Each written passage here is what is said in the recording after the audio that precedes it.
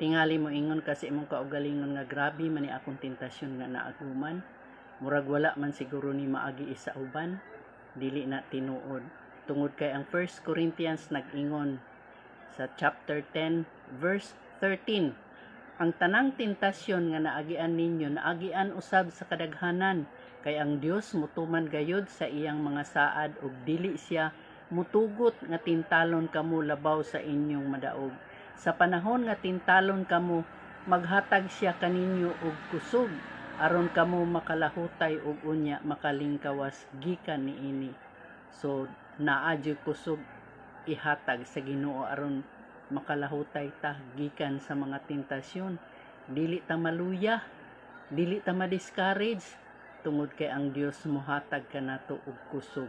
Mao nang matingala usahay ta nga nakaya ra man ako tungod kay ang Dios naghatag kanato og kusog.